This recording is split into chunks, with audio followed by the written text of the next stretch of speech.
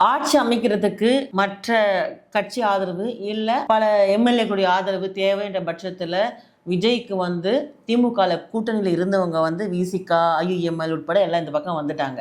இப்போ இந்த பக்கம் எடுத்துக்கோங்களேன், அதிமுகவிலையும் சரி பிஜேபியும் சரி, இப்போ வந்து அண்ணாமலை அவர்கள் ஆரம்பிக்கிறாரு புதுசா ஒரு பக்கம் சரி, இந்த இடத்துல மட்டும் ஒரு இந்துக்கள் ஓட்டெல்லாம் பிளவுபட்டே போற மாதிரி இருக்குல்ல, அதை நீங்க எப்படி பாக்குறீங்க? அதுதான் சாபக்கேடு. தமிழ்நாடை பொறுத்த வரைக்கும் இது என்ன மிகப்பெரிய சாபக்கேடுனா, பல வீடியோவில் சொல்லியிருக்கேன். தமிழ்நாடு தனித்துவமானது, தமிழ் மொழி ஒரு தனித்துவம், தமிழ் இனம் ஒரு தனித்துவம், இந்த மாதிரி ஒரு பரப்புரை செய்து 70 வருஷமா மூல செலவு செஞ்சுட்டாங்க. நான் பல முறை சொல்லிட்டேன், மொழி பற்று வேற, மொழி வெறி வேற, இனப்பற்று வேற, இன வெறி வேற. ஆனா இங்க வந்து பற்ற வந்து வெறியா மாத்திட்டாங்க. அதுல வந்து ஒரு என்ன சொல்றதுன்னா, ஒரு பிரிஜுடிஸ்டு வியூ இல்லைனாக்கா எங்களுக்கு அதுல ஒரு பெருமை.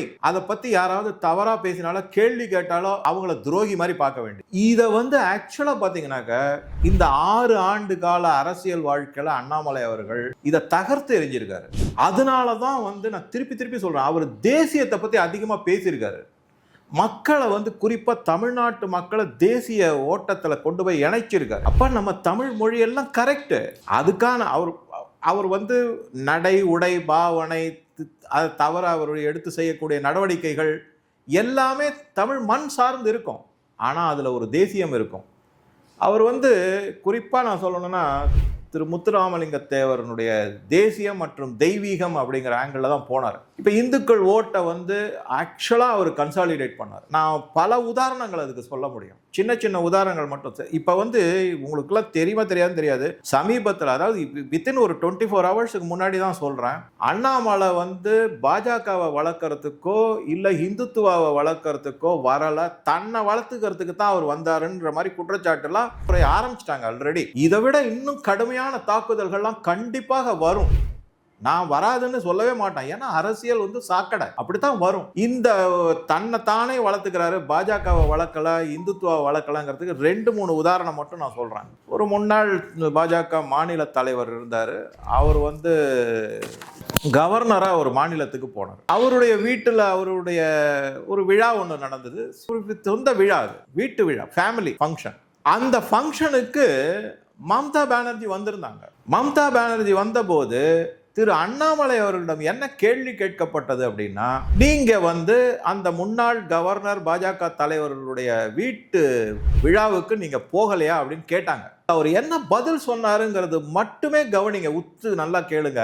மேற்கு வங்க முதல்வர் வந்திருக்காங்க, அவங்க வந்து இந்து மக்களுக்கு எதிராக செயல்பட்டு பல பேர் கொலை செய்யப்பட்டுள்ளார்கள், பாஜக தொண்டர்கள் கொலை செய்யப்பட்டுள்ளார்கள், என் மக்கள் அவங்கெல்லாம், அதனால நான் விழாவுக்கு இப்ப போக மாட்டேன், நாளைக்கு அவங்க கிளம்பி போனதுக்கு அப்புறமா நான் அந்த பாஜக தலைவரை போய் பார்ப்பேன் அப்படின்னு. தயவு செஞ்சு இந்த இடத்துல புரிஞ்சுக்கங்க, எந்த பாஜக தலைவர் இந்து மக்களுக்காகவும் பாஜக தொண்டர்களுக்காகவும் தோளோட தோள் ஒரு உணர்வு பூர்வமா நிக்கிறாரு அப்படிங்கிறது இதுல இருந்தாவது நம்ம புரிஞ்சுக்கணும். சரி, இது போகட்டும்.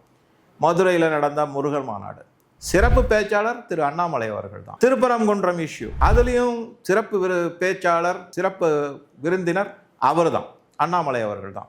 என்ன பேசுறாங்க இவங்க, எனக்கு புரிய மாட்டேங்குது. இந்துத்துவாவை அழிச்சிட்டாரு, இந்துத்துவாவுக்காக வளர்க்கறதுக்காக வரல, பாஜகவை வளர்க்கறதுக்காக வரல. பாஜக எப்படி வளர்ந்தது? 3% நோட்டா அப்படின்னு கிண்டல் செய்யக்கூடிய பார்ட்டியா இருக்கு. 11% கொண்டு வந்தார். அதுக்கப்புறம் 18% கூட்டணியோட சேர்ந்து இருந்தது. பாஜக வளரலையே. நான் குறிப்பா திருப்பி திருப்பி சொல்றேன், இளைஞர்கள் அவங்க பக்கம் போயிட்டாங்க. ஆக்சுவலா இவர் ஒரு நல்ல நேரேட்டிவ், ஒரு நல்ல நேர்மையான அரசியல்வாதி, ஒரு நேர்மையான படித்த அரசியல்வாதி, அனுபவம் உள்ள புத்திசாலியான அரசியல்வாதி, தேசிய நீரோட்டத்துல கலக்கக்கூடியவர். இது எல்லாமே இளைஞர் நம்ப ஆரம்பிச்சு தான் அவ்வளவு கூட்டம் வந்தது. அப்ப பாஜக வளர்ந்ததா அர்த்தம் கிடையாதா? அதுக்காக நீங்க உடனே வந்து அண்ணாமலை முடிஞ்சு போச்சு கதை, அவரால் வந்து பாஜகவை வளர்க்கவே முடியல, ஓட்டு சதவீதம் மட்டும் போதுமா அப்படின்னா கேட்கக்கூடாது. சில தமிழ்நாட்டில் இருக்கக்கூடிய சில தலைவர்கள் அவங்கெல்லாம் என்ன பண்ணுறாங்க அப்படின்னா, கண்ணா அப்படின்னு பதிவு போடுறாங்க. எனக்கு தெரிஞ்சு ஒரு நல்ல பொசிஷனில் இருக்கக்கூடிய ஒரு தலைவர், அவரும் கொங்கு பகுதியை சேர்ந்தவர் தான். அவர் வந்து துரோகிலாம் எக்ஸ்தலத்தில் பதிவு போட்டிருக்காரு. அண்ணாமலை துரோகி அப்படின்னு ஸ்ட்ரெயிட்டாவே சொல்றாரு. இவங்கெல்லாம் பண்பட்ட அரசியல்வாதிகளா? ஆச்சரியமா இருக்கு எனக்கு. அதே நீங்க அண்ணாமலையோடைய பண்பாடு எப்படிங்கிறத நான் உங்களுக்கு சொல்றேன் பாரு. நான் முன்னாடி சொன்ன மாதிரி, போன வீடியோவில் சொன்ன மாதிரி, பல தலைவர்களும் பாஜகவோட சண்டை போட்டுட்டு பிரிஞ்சு போனாங்க. கண்ணாப்புன்னு சண்டை, அதை சொல்லி பிரிஞ்சு போனாங்க, தனி கட்சி ஆரம்பிச்சாங்க. அண்ணாமலை அப்படி செய்யல, நேரா டெல்லிக்கு போனாரு. ஐயா, இந்த மாதிரிலாம் சுச்சுவேஷன் இருக்கு, நம்ம இந்த மாதிரிலாம் செஞ்சா கட்சி வளரும், இல்லைன்னா வளராது. அப்ப நான் என்னுடைய இதுல நான் தனியா எடுத்து வளர்க்கறதுக்கு ஆசைப்படுறேன், தமிழ்நாட்டுக்கு ஏதாவது செய்யணும்னு ஆசைப்படுறேன், தமிழ் மக்களுக்கு ஏதாவது செய்யணும்னு ஆசைப்படுறேன். ஏன்னா இந்த கடன் சுமை அதிகமாயிடுச்சு, டாஸ்மார்க் அதிகமாயிடுச்சு, லா அண்ட் ஆர்டர் கேவலமா இருக்கு. அதனால அந்த மண் சார்ந்த, அந்த மக்கள் உணர்வு சார்ந்த, அந்த மக்களுடைய எதிர்பார்ப்புகள் சார்ந்த ஒரு முன்னெடுப்பை நான் செய்யணும்னு ஆசைப்படுறேன்.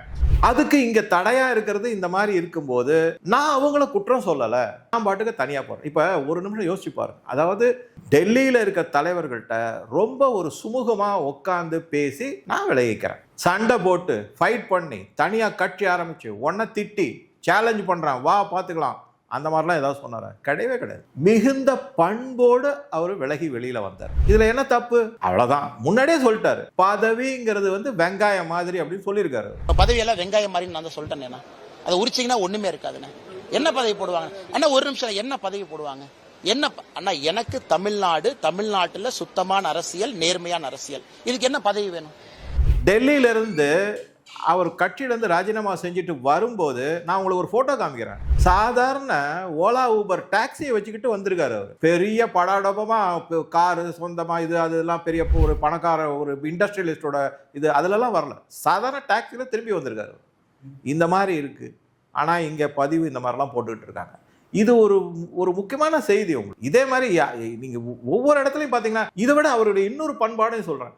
பாஜக என்ன அப்படியே திட்டி தீக்குறாங்களா? தமிழ்நாட்டில் அது பாரம்பரியமாக அது இருக்கு. முன்னாடி இருந்த டிஎம்கே இருக்கட்டும், ஏடிஎம்கே இருக்கட்டும், ஒருத்தருக்கு ஒருத்தர் எதிரி மாதிரி பார்த்துப்பாங்க, பேச மாட்டாங்க, செய்ய மாட்டாங்க, திட்டுவாங்க. இவர் அப்படி செய்யலை. இப்போ மோடி அவர்கள் மிக நீண்ட நாள் பிரதம மந்திரியா இருக்காங்கன்னா அதுக்கு அழகாக வாழ்த்து செய்தி போட்டு, அதுதான் அரசியல்ல நாகரீகம், பண்பாடு. ரொம்ப ஈஸியாக, ரொம்ப நல்ல பண்பாடு அது அப்படின்னு தான் நான் எடுத்துக்கணும். சும்மா அவரை பற்றி இதில் என்ன இன்னொரு பாயிண்ட் நான் சொல்ல வரேன்னா, டெல்லியில் இருக்கிற தலைவர்களோட ஒன்றும் பெருசாக சண்டை கிடையாது. அவங்க அவங்க பாட்டுக்க சரிப்பா நீ போறியா, அவரோட ஆசீர்வாதம் வச்சுக்கோ அப்படி. தமிழ்நாடு பாஜகவில் அண்ணாமலை தவிர்க்க முடியாத ஒரு நபராக இருந்தார். அவர் தனக்கு முக்கியத்துவம் வேணும்னு யார்கிட்டையுமே கேட்கல. ஆனால் அவர் ஸ்ட்ரிக்டாக இருந்தார். நானே சில பேர் பாஜகவில் இருக்கிறவங்க சில பேர் சொல்லி கேள்விப்பட்டிருக்கேன். ஒரு 10 பேர் உட்காந்துருப்பாங்களாம் கமலாலயம். இவர் அண்ணாமலை தலைவராக இருக்கும்போது உள்ளே வரும்போது கேட்பாராம், யாருங்க பார்க்கணும்? இன்னாரம் பார்க்கணும். சரி உட்காருங்க, அவர் பிஸியாக இருக்கார், பார்த்துட்டு போகணும். மற்றவங்க இல்லைங்க சும்மா பார்த்துட்டு போகலான்னு வந்தேன். கணவனும் லெஃப்ட் ரைட் ஏறிடுவாங்க. போய் தொகுதியில் போய் வேலையை பாரு, சும்மா இங்கே உட்காந்துக்கிட்டு என்ன காஃபி டீ குடிச்சிக்கிட்டு தொகுதிக்கு போய்ங்க, இந்த மாதிரி வர வேலையை வச்சுக்காதீங்கன்னு. அந்த மாதிரி இருக்கிற தலைவர்கள், பல தொண்டர்கள் கண்ணீர் விடுறாங்க. ஏன் ரொம்ப வருத்தமாக இருக்குங்க அவர் போனது, எங்களுக்கு ஒன்றுமே புரியல, பாஜகவில் இருக்கிறதா இல்லை அவரோட போகிறதா என்னென்ன ஒன்றுமே புரியல, எல்லாம் எங்களுக்கு காப்பாற்ற ஒரு தெய்வம் மாதிரி நினச்சோம் அப்படிங்கிற மாதிரி. என்னை பொறுத்த வரைக்கும் கடைசியாக நான் என்ன சொல்ல விரும்புகிறேன்னா, ஃபியூஸ்டு பல்ப்ஸ் இருக்கு இல்லைங்களா, அது எல்லாம் அணைஞ்சு போயிடுச்சுன்னா என்ன சொல்லுமான்னா, அப்பா இருட்டு அடிச்சிட்டோம், சன்லைட்டே வராது இனிமே அப்படின்னு சொல்லுவாங்க. சூரிய ஒளி வராதுப்பா அப்படின்னு. எல்லாம் ஃபியூஸ்டு பல்பு, அவர் சூரிய ஒளி, அவ்வளோதான்.